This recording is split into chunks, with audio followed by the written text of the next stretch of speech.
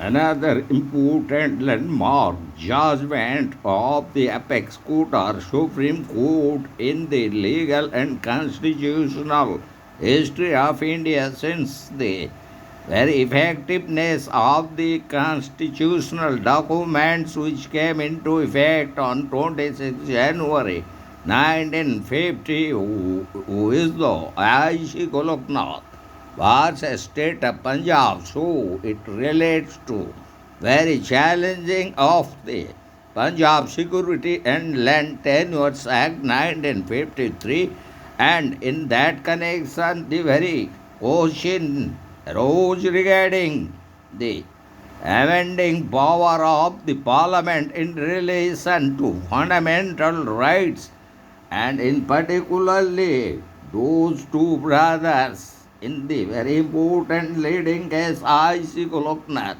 vs. State of Punjab. They control 500 acres of agricultural land, and the Punjab Security and Land Tenures Act, however, was passed by the Punjab government in 1953 exactly. These landmark judgment concerns were raised in these circumstances. However, it was crucial to decide whether the Indian Parliament could amend Part 3 of the Indian Constitution, which contains the fundamental rights.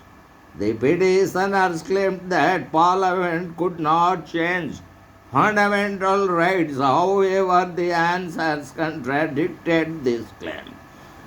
The court determined that Parliament could not alter fundamental rights in the case of Keshavananda Bharati vs. Union of India, as that judgment was delivered in 1973. So the very important leading case, that is Golaknath vs. State of Punjab, was also known as the important leading case as I.C.Golakhanath vs. State of Punjab. On 1967, Indian Supreme Court's decision in which the court decided that Parliament may not limit any of the Constitution's fundamental rights as provided under Part 3 of the Constitution. So the very facts relating to this important leading case is relating to 500 acres of farmland under the very possession of those two brothers in I.C.Golakhanath vs. State of Punjab, and as per the Punjab Security and Land Tenures Act, they could possess only 30 acres of farmland. So, in that regard, we would like to discuss that the very fact of the case in Jalandhar, Punjab, two brothers called Henry and William Golaknath owned around 500 acres of farmland.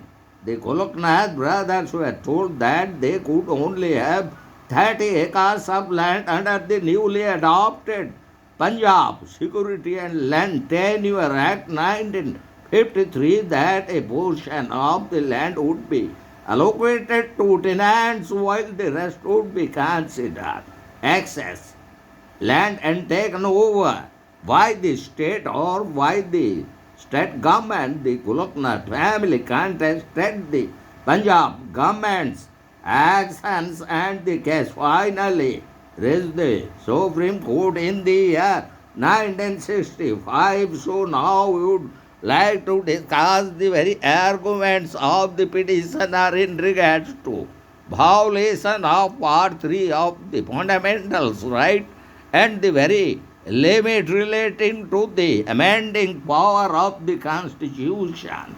The petitioner's primary claims concerning the Constitution's permanence, which were established by the Constitutional Assembly, are erroneous. Nobody should have the authority to amend or attempt to change the Indian Constitution.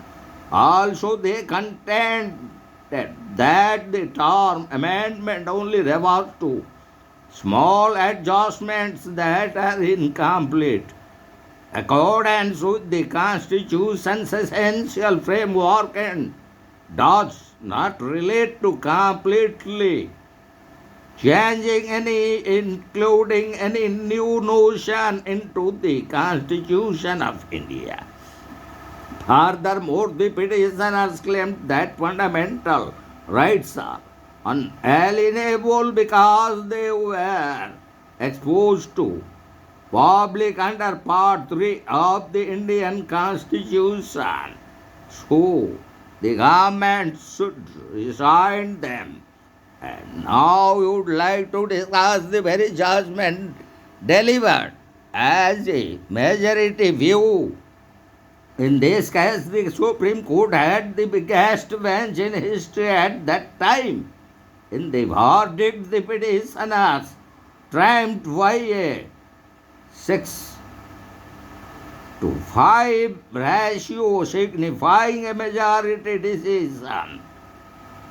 So, as a consequence of his agreement with Chief Justice of India, the then Chief Justice of India, Justice Shivarao, Justice Hidayatullah submitted a different opinion. So the majority view on Golakhanath reflects their skepticism about the legislation's present course of action. Since 1950, the Parliament has used Article 368 to pass several laws that in same way or another violate the fundamental rights guaranteed under Part 3 of the Constitution.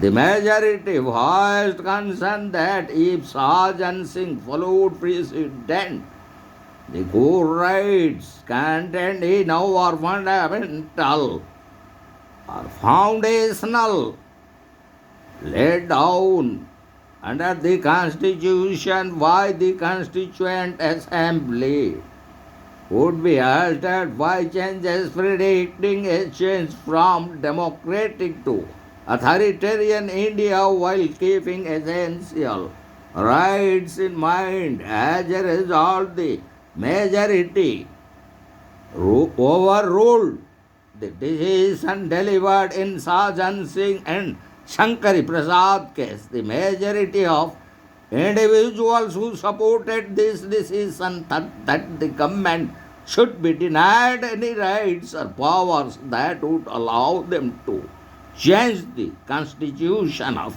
India. The majority of people who spoke agreed that basic rights are an important and vital aspect of the Constitution and that without them the Constitution of India would be like a body without a soul. So now we would like to discuss a critical analysis over the decision and relating to 24th Constitutional Amendment Act of 1971. So fundamental rights are seen to be important for the growth of persons' individuality. These are the rights that enable a person to plan his or own life in the way that he or she desires.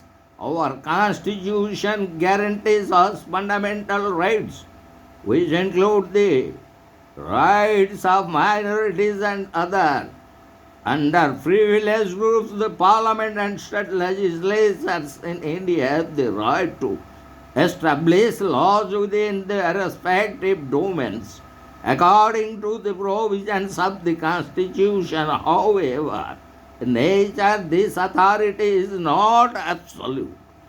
The judiciary is in charge of upholding the Constitution as well as adjudicating the constitutional legitimacy of all laws enacted by the legislature.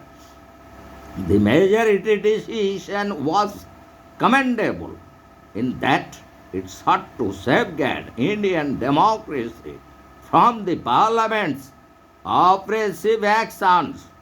while the majority's argument for their actions, fear of India devolving into a dictatorship, is reasonable. Why should it be limited to fundamental rights? The precise degree to which the concept of modification differs was one of the most crucial problems left unsettled by the Goloknath judgment. So now we would like to conclude our lecture on this very important leading case, that is I.C.Golakhanath vs. State of Punjab. The trial of Goloknath was a turning point in Indian legal and constitutional history.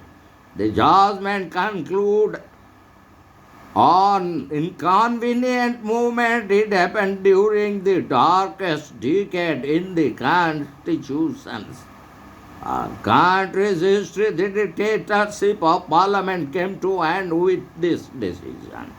The majority, as per the judgment, was concerned that the constitutional might be weakened as a result of the decision.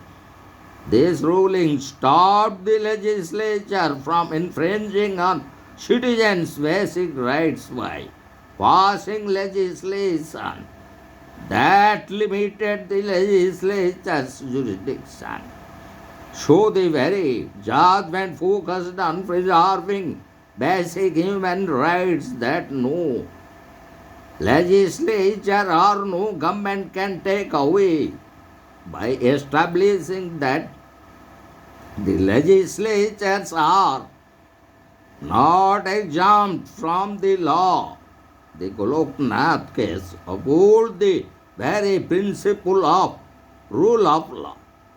So also, following the decision as delivered by the apex court, the Parliament enacted the 24th Constitutional Amendment Act to overrule the very judgment delivered by the apex court in this important leading case, I.C.Golakhanath vs.